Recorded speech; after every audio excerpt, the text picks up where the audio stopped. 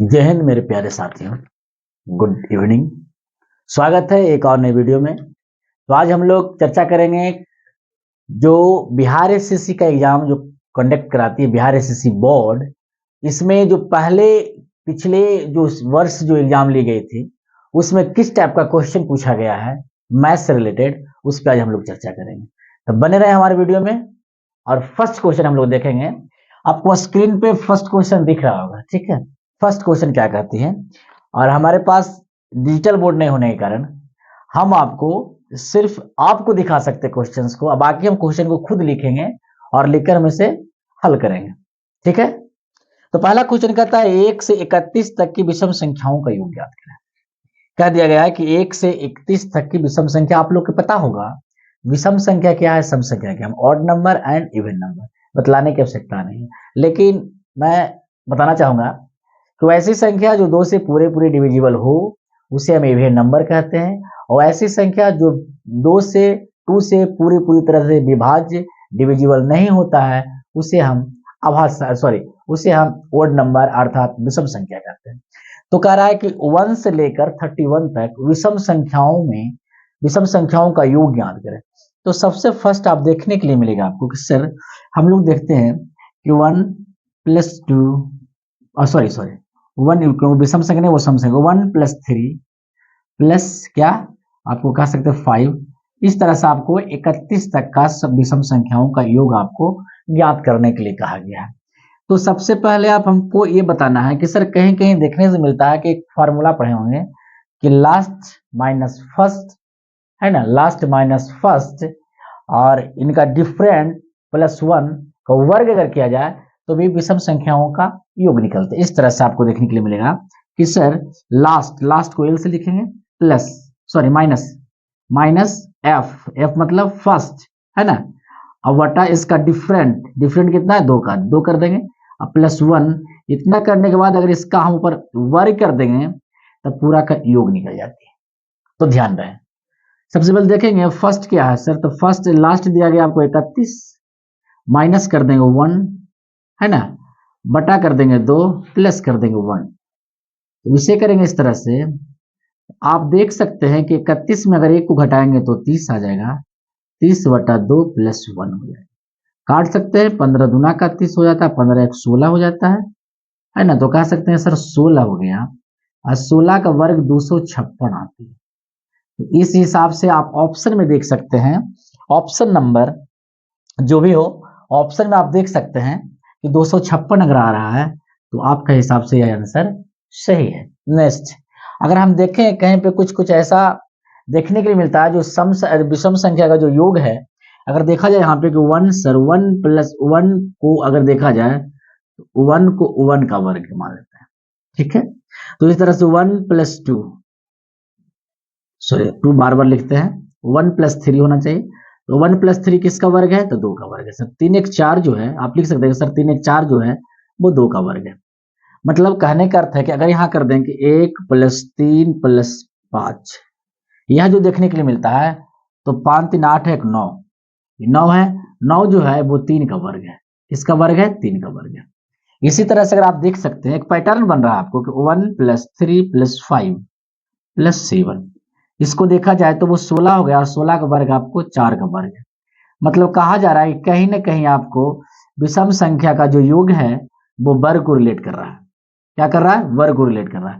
तो आप ऑप्शन से देख सकते हैं कि अगर 1 से लेकर 31 तक के बीच में जितना भी वर्ग होंगे वो जितना भी योग होंगे वो कहीं ना किसी का वर्ग होंगे। अगर ऑप्शन में वर्ग मिल रहा है तो आप आंसर मारिए, है ना, क्योंकि किसी ना किसी का वर्ग इसलिए दिखा रहा है कि अगर 1 का लेते हैं तो 1 का वर्ग होता है, 2 अंक का लेते हैं तो 2 का वर्ग होता है, 3 अंक का अगर हम लेते हैं ऑड नंबर का योग तो वो 3 का वर्ग होता है, 4 नंबर का ऑड लेते हैं अगर हम तो 4 का वर्ग होता है, ठीक है। अगर 5 का वर्ग कहना होता है, अगर कहते हैं कि 25 तो 25 मतलब 5 का वर्ग माने 5 क्या डिजिट। जैसे कह सकते हैं यहाँ पे कि sir 1 plus 3 plus 5 plus 7 plus क्या हो जाएगा 9।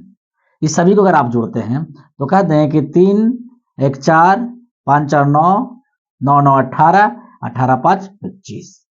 अब 25 का वर्ग 5 है, तो इसका में देखने से आपको पता चला सर 31 तक तो 16 तो आता ही होगा। क्योंकि यहाँ से 31 तक जोड़िएगा तो 31 तक तो आप जोड़ नहीं सकते, जब भी जोड़ेगा तो 30 तक जोड़ेगा, 30 का, और जब 30 तक जोड़िएगा यहाँ से लेकर के 31 का बीच में हो रहा है, या अगर 30 तक जोड़ते हैं तो आपको 16 आएंगे, और 16 का वर्ग ही देखने से पता चल रहा है कि 256 होता है, तो ये आपका क्या हो जाता है, आंसर हो जाता है। ठीक है, नेक्स्ट क्वेश्चन की ओर चलेंगे।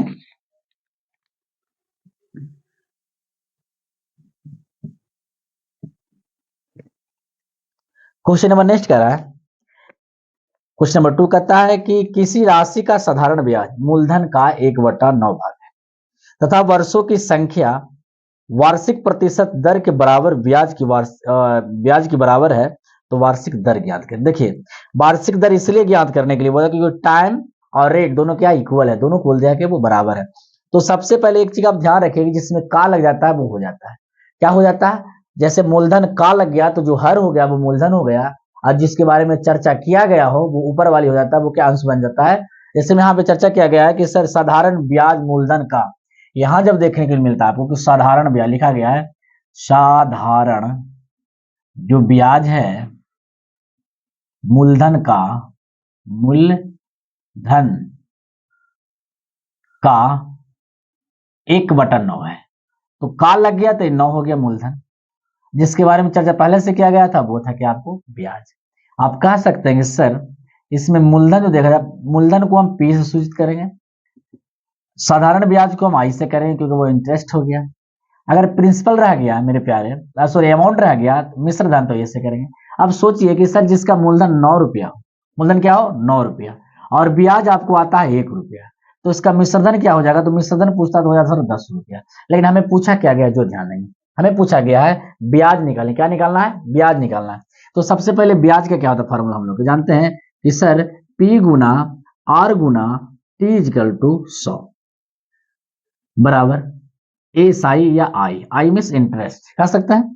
तो देखने से मिलेगा कि अगर हम दोनों का इक्वल मान लेते हैं, अगर इसको देखिए ध्यान से कि अगर यहाँ हम P बराबर 9 मान लें, R का अगर x मान लें, तो समय और रेट दोनों सेम है, तो इसको बराबर है तो उसको भी x मान लेते हैं, बटा यहाँ कर देंगे 100 बराबर हो जाएगा आई माने इंटरेस्ट, इंटरेस्ट के लिए कितना दिया गया, 1 दिया गया, तो इंटरेस्ट की जगह हम बैठा सकते हैं 1, क्रॉस मल्टीप्लाई त्रिछुमा गुना करें तो 9 को 1 से x से गुना करेंगे, 9x का स्क्वायर आ जाएगा बराबर यहाँ 100 हो जाएगा। x स्क्वायर बराबर कहेंगे सर, x बराबर कहेंगे कि 100/9, वर्ग इधर जाएगा तो वर्गमूल बन जाएगी, तो x का मान क्या हो जाएगा, तो कह देंगे सर 10/9, ये क्या हो गया आपको प्रतिशत, इसका जो ब्याज हो गया, सॉरी इसका जो दर हो गया वो 10/9% हो गई। आपको जो ऑप्शन मिलता है उससे आप टिक आउट कीजिए, ठीक है, आपका करेक्ट आंसर, राइट आंसर आपको 10/9%, ठीक है। नेक्स्ट क्वेश्चन की ओर चलेंगे, क्वेश्चन नंबर नेक्स्ट कुछ कहती है उसको देखते हैं। 1 मिनट थोड़ा सा इंक डालने हैं तो बेहतर रहे।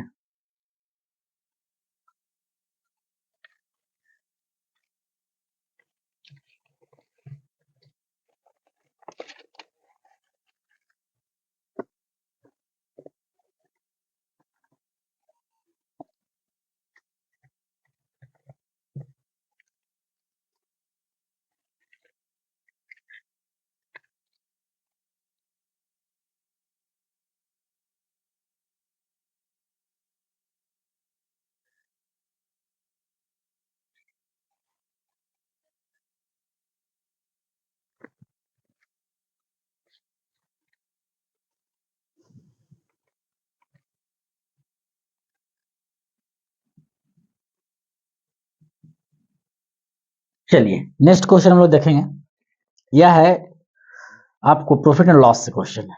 कहता है किसी वस्तु का क्रय मूल्य विक्रय मूल्य का अंतर, किसी वस्तु का क्रय मूल्य तथा विक्रय मूल्य का अंतर 360 रुपया है, यदि लाभ प्रतिशत 25% है तो विक्रय मूल्य ज्ञात करें। कहने का अर्थ है कि इनका जो विक्रय मूल्य और क्रय मूल्य का जो अंतर दिया गया है, डिफरेंट दिया गया है, वो आपको दिया गया 360। मतलब कहने का अर्थ है विक्रय मूल्य मतलब सीपी, विक्रय मूल्य मतलब एसपी, ये दोनों का जो डिफरेंट है आपको 360 रुपए दिया गया, वो किताब आपको दी, ठीक है। और कहता है कि उसको लाभ होती, कितना लाभ होती, 25%।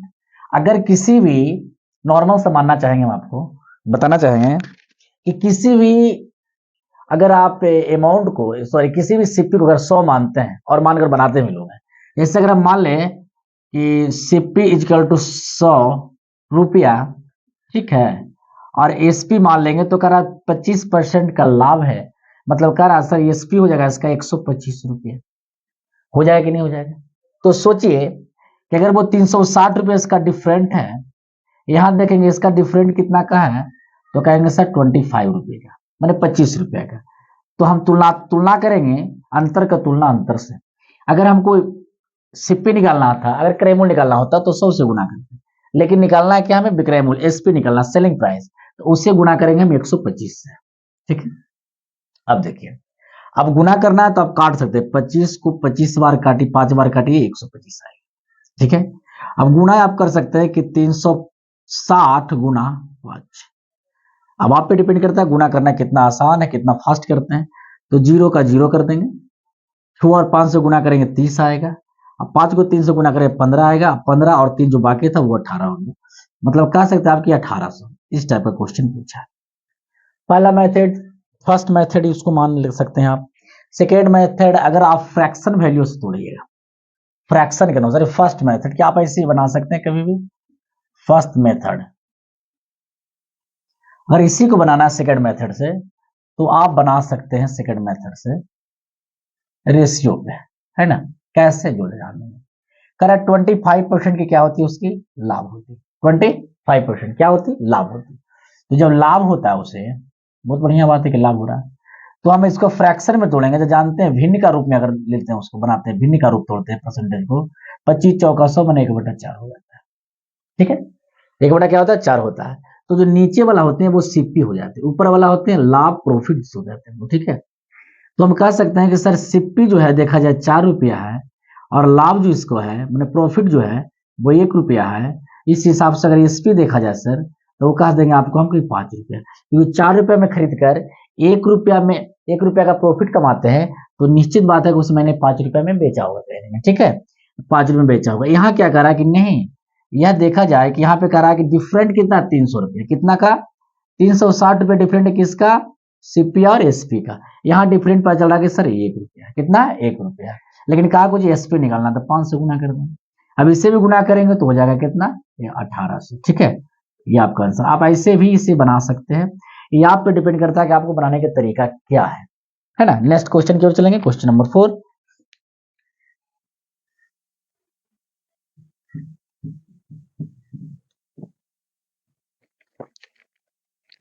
क्वेश्चन नंबर 4 कहता है, यदि एक आयत की लंबाई और चौड़ाई 40% और 30% बढ़ा दिया जाए, तो मूल आयत का क्षेत्रफल से कितना प्रतिशत अधिक होगा। एक बात को ध्यान दीजिएगा, जब किसी चीज को इंक्रीज करते हैं फिर डिक्रीज करते हैं, है ना, कभी इंक्रीज करते हैं किसी चीज को फिर उसको डिक्रीज करते हैं, या दोनों का इंक्रीज करते हैं, है ना, तो इससे एक बात का पता चलता है कि अगर हम इसका फॉर्मूला बन जाती है कि एक्स प्लस वाई इजिकल और plus x into y equal to 100, है ना। इस तरह से कभी कभी आपको ये देखने के लिए मिलेगा कि सर कभी जो बढ़ा दिया जाता है, कभी घटा दिया जाता है, कभी कह दिया जाएगा कि किसी क्षेत्रफल में 20% की वृद्धि कर दिया जाता है, लंबाई में 20% की वृद्धि कर दिया जाता है, तथा चौड़ाई में 10% की कमी कर दिया जाता है, तो बताइए इसका क्षेत्रफल पर क्या असर पड़ने वाला है ना, या क्या होगा। तो इस तरह के आप बना सकते हैं, अगर कम होगा तो माइनस करेंगे और ज्यादा होगा तो प्लस करेंगे। यहाँ पे क्या किया गया था आपको कि 40% की वृद्धि करती है, कितनी चौड़ाई में, 40% का, यहाँ कर देंगे 40%, ठीक है, का वृद्धि करती है, प्लस कर देंगे। फिर कह रहा है 30% भी बढ़ा दिया जाता है, कितना बढ़ाता है, 30%, प्लस कर देंगे यहाँ पे, फिर लिखेंगे 40 गुना 30 और बटा कर देंगे यहाँ पे 100।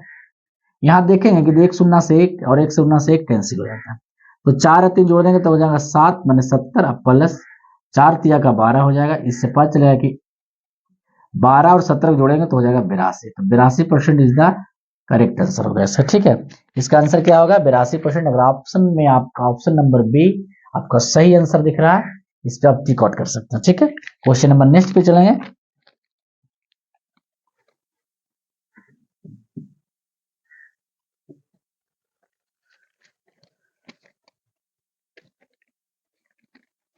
ये भी कहीं ना कहीं पूछा, क्वेश्चन नंबर 5 कहता है कि यदि ए, आपका क्वेश्चन में दिख रहा होगा, ए इजकल टू 0.1294, तब √9a का square plus 6a plus 1 plus 5a का मान ज्ञात करें। सबसे पहले आपको दिखा दिया है, इतना डरा दिया है कि समझ में नहीं आता है ना। ए बराबर दिया गया है 0.1294 और कह रहा है तब बोल रहा है आपको कि अंडर रूट 9a का स्क्वायर प्लस 6a प्लस 1 है ना, और रूट के बाहर है क्या 5a। अब इसका मान आपको निकालने के लिए क्या दिया गया है। सबसे पहले हम लोग देखेंगे, कैसे देखते हैं उठा के कि सर a प्लस बी का होल स्क्वायर पर दिख रहा है, कैसे जो देखेंगे a प्लस बी का होल, a प्लस बी का होल स्क्वायर होता है a square plus 2ab plus b square. इस बात को ध्यान देंगे, बहुत सारे ऐसे क्वेश्चंस मिलेंगे आपको डायरेक्ट सूत्र से रिलेटेड रहेगा, एकदम सूत्र ही बैठा हुआ रहेगा उस पर। जैसे इसे देखने के लिए मिल रहा है आप लोग का, यहाँ देखें कि 9 है तो 9 लग रहा है 3 का वर्ग है तो 3 का वर्ग कर देंगे इस तरह से, प्लस 2 करेंगे, a का मान 3 दे देंगे, b का मान क्या दे देंगे 1 दे देंगे है ना, और a लिख देंगे, ठीक है। अब प्लस कर देंगे a का होल स्क्वायर कर देंगे प्लस 2ab, कह सकते हैं ना 2ab। अब यहाँ पे हम लोग क्या समझेंगे, ए को लिखिए ना लिखिए कोई फर्क नहीं पड़ता है, 3 तिया का 9 a स्क्वायर 3 दूनी का 6a प्लस a का वर्ग कीजिएगा तो आएगा। साफ जाहिर से दिख रहा है कि यह a प्लस बी का होल स्क्वायर के बराबर है। तो अब a प्लस बी का होल स्क्वायर में यहाँ देखेंगे सर रूट करेंगे इस तरह से और लिखेंगे 3a और b का मान क्या हो गया 1, तो यहाँ पे लिख देंगे 1 कर देंगे वर्ग और प्लस कर देंगे 5a। अब वर्ग से रूट क्या हो जाता है खत्म हो जाती है, तो कर सकते हैं 3a प्लस 1 प्लस 5a। अब देखिए a और a दोनों एक जाति का जोड़ दीजिए, तब 5 3 हो गया 8, तो 8a प्लस 1। अब यहाँ पे समझना है हम लोग को कि सर 8a प्लस 1 तो आ गया, लेकिन a का मान आपको दिया गया था।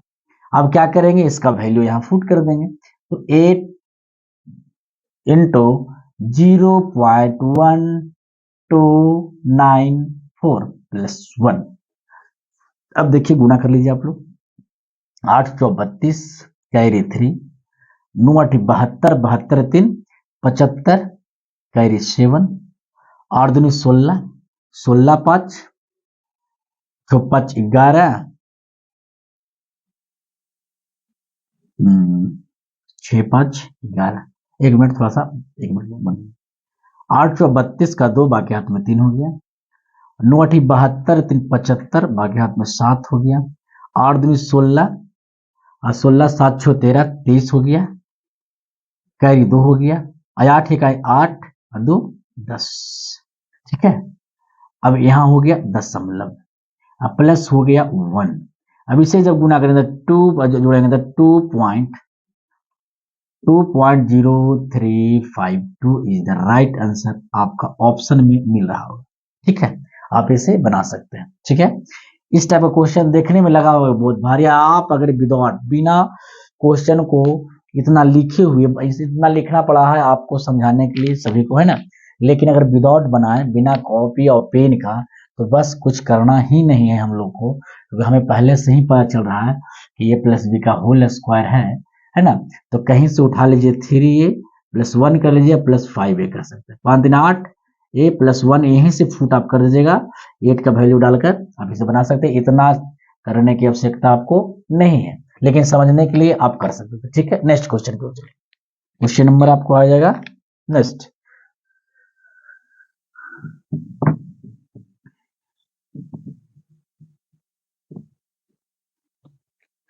क्वेश्चन नंबर नेक्स्ट है आपको, लीजिए ये भी क्वेश्चन है, कह रहा है क्या 6 का है क्वेश्चन में, कह रहा है 0.04 वर्ग, इसी के अंदर है 0.0025 याद रहे का मान ज्ञात करना। इसको जब निकालना तो हम लोग क्या करेंगे, तो हम जानते हैं कि 5 डबल अंडरलाइन करते हैं, 25 का वर्गमूल 5 होता है, ठीक है। ये क्या होगा डबल जीरो तो एक जीरो बैठा देंगे, यहाँ पे जाएंगे 0, यहाँ हो जाएगी 0, ठीक है। अब प्लस क्या रह गया, प्लस रह गया सर 4 0.0, ये बन गया आपको बड़ा वाला रूट बन गया, ठीक है। अब क्या करेंगे इसमें, ये सर देखेंगे यहाँ पे जोड़ेंगे 5 प्लस 4 9, 0 को 0 जोड़ेंगे 0 हो जाएगा और 0 का 0 रह जाएगा। अब इसका जो वर्ग होगा तो 9 का वर्ग 3 होता है, डबल 0 होगा बाबू तो एक 0 बैठ जाएगा, क्या बैठ जाएगा एक 0 बैठ जाएगा, तो आपको ई क्या बन गया, आपका आंसर बन गया, कितना बना 0.3 इज द राइट आंसर। आपका ऑप्शन नंबर जो भी हो, है ना, ऑप्शन नंबर आपको जो भी हो, इसमें आपको लगता है ऑप्शन नंबर आपको मिल रहा है ए का, option number A is the right answer. आपका क्या है 0.3। नेक्स्ट क्वेश्चन की ओर चलेंगे, ठीक है।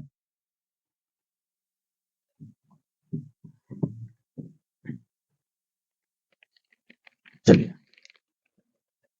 क्वेश्चन नंबर नेक्स्ट में क्या कह रहा है कि जीरो ज्ञात करें, शून्य कितने होंगे, 15 into 45 into 20 into 50 into 60 into 75 और अंत में कितने शून्य होंगे, इसके बारे में आपको बताया गया है, सॉरी बताने के लिए कहा गया है।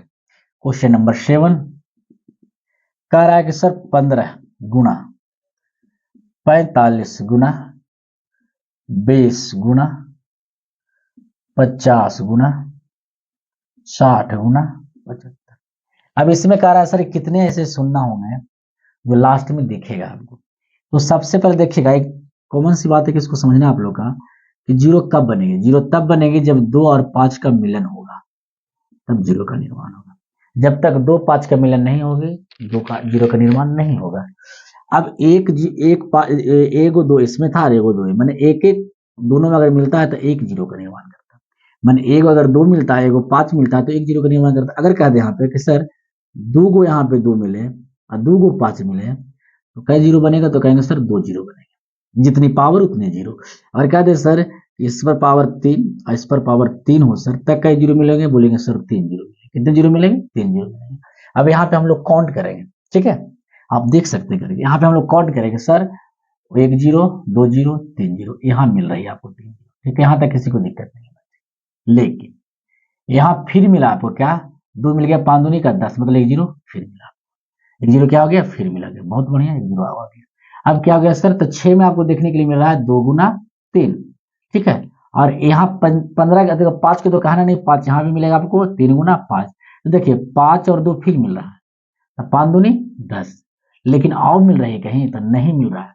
तो शून्य कितना आपको देखने के लिए मिल रहा है, तो कहेंगे 1 2 3 4 5, तो 5 इज द राइट आंसर। जो भी ऑप्शन आपको मिल रहा है उसमें 5 क्या हो गया, 5 जीरो आपको अंत में देखने के लिए मिलेगा, जब पूरी मल्टीप्लाई होगी तब।